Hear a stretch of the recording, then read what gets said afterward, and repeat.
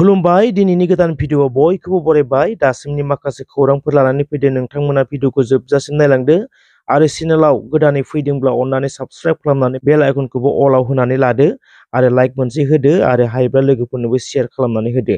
अब्ला दिनैनि सेथि खौरां नोंथांमोननो होनो आखायाव लादों। बर' बेप्टिस्ट कन्भेन्सननि गासै 110थि बोसोरारि जथुम्माया मैया 1 फेब्रुवारि मोनाबिलिनिफ्राय जागायजेनबाय।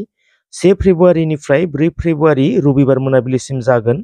दक्षिण कुयाबिल बेप्टिस्ट चार्च उदालगुरियाव मख'नो गोनांदि बे जथुम्मायाव गाहाय आलासि महरै reverend C.A. Benjamin director FEBA India, नैथि गाहाय आलासि doctor Makhan Lal Das pastor Guwahati Baptist church, थामथि गाहाय आलासि reverend prof. Doctor Simbrengam Simbri principal eastern theological college Jorhat, ब्रैथि गाहाय आलासि reverend Sushil Daimari secretary church growth department BBC, बाथि गाहाय आलासि reverend Prabin Daimari secretary good news department BBC। दिनै 2 फेब्रुवारि शुक्रबार दुलाराय बर' फरायसा आफादनि 56थि थान्दैज' खन्थाइ हाबाफारिया गलाघाट जिल्लानि हेरेम्बा नोगोराव दिनैनिफ्राय जागायजेनबाय। बे जथुम्मायाव गाहाय आलासि महरै आसामनि chief minister doctor Himanta Biswa शर्माया बाहागो लागोन होनना मिथिनो मोननाय जादों। लोगोसेनो बिटिआरनि CEM प्रमद बर'जों लोगोसे आसामनि गोबां मन्त्रि MLAफोराबो बाहागो लागोन होनना मिथिनो मोननाय जादों। बे 56थि थान्दैज' खन्थाइ हाबाफारियाव माखासे बादायलायनाय हाबाफारिबो लानाय जादों होनना मिथिनो मोनदों। कालचारेल कम्पिटिशन, दामनाय देनाय मोसानाय बादायलायनाय, कालचारेल रेलि, हारिमु दिन्थिफुंनाय, हारिमु मोनाबिलि, लोगोसे स्पर्टनि कम्पिटिशन, भलिबल कम्पिटिशन आरो काबाडि कम्पिटिशन, लोगोसेनो लिटारेलि थुनलाइयारि बादायलायनाय बेफोर बादायलायनायनि हाबाफारिखौ लानाय जादों होनना मिथिनो मोननाय जादों। मख'नो गोनांथि जायफोर एजुकेटेड आनएमप्लयफोर बिथांमोननि लाइभलिहुड आरो सेल्फ इमप्लयमेन्ट जेनेरेशन दानायाव माखासे राहा लामाफोर मोननाय जागोन होनना फोरमायदों मिरु एबसुनि आफादगिरि दिपेन बर'आ। बे 56थि थान्दैज' खन्थाइजोंनो लोगोसे दुलाराय बर' हारिमु आफादनि जथुम्माखौबो लोगोसेनो खुंफुंगोन होनना मिथिनो मोननाय जादों। गुवाहाटीनि घरागावआव NPS साख्रि आवलाफोरनि गोख्रों खुद्रिसारनाय हाबाफारि। बे हाबाफारियाव बर'नि मुंदांखा फेस्ला फावगिरि मेन्डेलाखौबो बाहागो लानायखौ नुनो मोनदों। NPS Go OPS काम लिरनाय फ्लेग लानानै खुद्रिसारनाय हाबाफारि लानायखौ नुनो मोनदों। बिथांमोननि दाबि NPS खौ बोखारनानै OPS खौ लाबोनांगौ। बिटिआरनि CEM प्रमद बर', डिपुटि चिफ गबिन्द चन्द्र बसुमतारी आरो EM फेरेंगा बिथांमोनखौ बयकट खालामनायनि थांखि। UPPL सरकारजों नायसनजायै अनसायजायै एक्स NDBफोर, जाय एक्स NDBफोरा गोलाव सम हारिनि थाखाय गावनि जिउ, गावनि बेसेन गोसा समखौ सेक्रिफाइस खालामनानै संग्राम खालामबोदोंमोन बर' हारिनि थाखाय। दिनै बिथांमोन एक्स NDBफोरा सान्ति सुक्तिनि उनावबो सान्तिखौ मोननो हायाखैसै।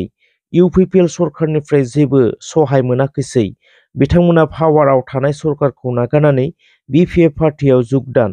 मख'नो गोनांदि BPF पार्टिया जेब्ला पावाराव फैगोन अब्ला दानि बिटिआरनि CEM जों लोगोसे Gobinda Chandra Basumatary deputy chief EM Ranjit बिथांमोनखौ बयकट खालामगोन। फै जों गुसुङै खोनासंनि मा बुंदों। फैदों मानो होनना बुंबा बिथाङा जेरैबाबो जेनेबा बिथाङा निस्सय जोंखौ नायगोन, मानो होनना बुङोबा जोंखौ नायग्रा गैया। ओरैबायदि जेन'बा फेरेंगा मोनहा दिनै जेन'बा जोंनिनो NDBनि सासे लिडार, गबिन्द सारमोनहा दिनै NDBनि सासे लिडार, बिथांमोनहा नायनांगौमोन। दा बेखायनो आं बेजों लोगोसे दिनै जिसुवा सुमफ्रामारि जिसुवा सारा जेराव दङ NDB हिसाबै जोंबो बेयावनो दङ आरो बे जे रुल्सखौ लालांगोन बे रुल्सजोंनो जों सोलिलांगोन। आरो बेजों लोगोसे आङो खावलायदों दिनै BPF हाबनायजों लोगोसे जोङो NDB हिसाबै जोङो हाबनायजों लोगोसे जोङो BPF दलखौबो खावलायगोन जाहाथे माने प्रमद बर' सार आरो बेजों लोगोसे इउजि ब्रह्म, बेजों लोगोसे फेरेंगा, गबिन्द, आदै राकेश बिसोरखौ जाहाथे BPF सरकारा फैयोब्ला बिथांमोनखौ बर' जाथिखौ थगायनानै फैनाय हिसाबै बिथांमोनखौ बयकट खालामो, जों बेखौनो खावलायो। आरो बिसोर जेननानै सरकार खालामनो गठन खालामनो हायालासिनो BPF दोलोआवहाय बिसोर हाबफैनो नागिरोब्लाबो बिसोरखौ एक्सेप्ट खालामनो मोना। दा बिसोरखौ जुदि BPF दोलोआ उनावहाय एक्सेप्ट खालामो अब्ला जोङो BPFनिफ्राय जों खारफिन। बिटिआरआव लकसभा बिसायख'थिनि थाखाय मोनफ्रोमबो दोलोआ थै-थां खामानि मावगासिनो। बर'नि नायल' मोननैल' पलिटिकेल पार्टी BPF आरो UPPL सानफ्रोमबो जयनिं प्रग्राम। BPFनि दैदेनगिरिया UPPLआव हाबनाय, UPPLनि दैदेनगिरिया BPFआव हाबनाय।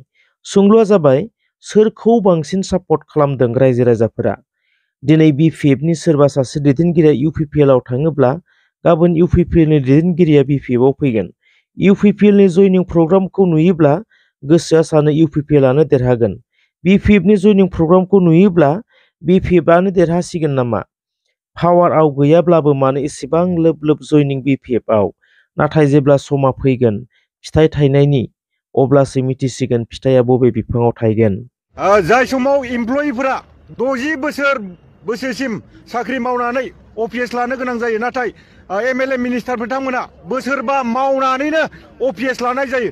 मोनसे हादोरावनो मानो मोननै मोनथाम पेन्सन स्किम जानांगौ? बेखायनो जों खावलायगोन गभर्नमेन्टआ थाबैनो जोंनो अफिसखौ होफिननांगौ। गोजोन्थों।